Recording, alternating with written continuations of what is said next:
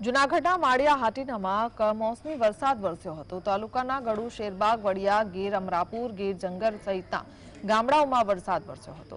હજી ખેતરમાં મગ, તલ અને અન્ય ઉનાળુ પાકો ઉભા છે, પરંતુ ધોધમાર વરસાદના કારણે ખેતરમાં પાણી ભરાઈ ગયા હતા, જેના કારણે ખેડૂતોની ચિંતા વધી છે। તો જૂનાગઢ જિલ્લાના માંગરોળ પંથકમાં વરસાદી માહોલ સર્જાયો છે, જેના કારણે શહેરમાં ઠેર ઠેર પાણી ભરાયા છે અને લોકોને મુશ્કેલીનો સામનો કરવો પડ્યો છે। જો કે આ વરસાદથી ઉનાળાની ગરમીમાંથી થોડી રાહત પણ મળી છે। બીજી તરફ આ કમોસમી વરસાદે ખેડૂતોમાં ચિંતાનો માહોલ સર્જ્યો છે।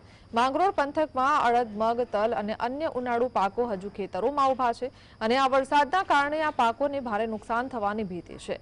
વધુમાં આંબાના બગીચાઓમાં હજુ કેરીઓ છે, જેને પણ આ વરસાદથી નુકસાન થવાનો ખતરો છે। જૂનાગઢના માળિયા હાટીનામાં સવારથી વાદળછાયું વાતાવરણ જોવા મળી રહ્યું છે। વાતાવરણમાં સતત બફારા બાદ વરસાદ વરસ્યો હતો। કમોસમી વરસાદથી બાજરી, મગ, તલ સહિતના પાકને મોટા પાયે નુકસાન થયું છે। માળિયા હાટીનામાં સરકારી હાઈસ્કૂલ પાસે પીજીવીસીએલનું વીજપોલ અને વૃક્ષ પણ ધરાશાયી થયો છે।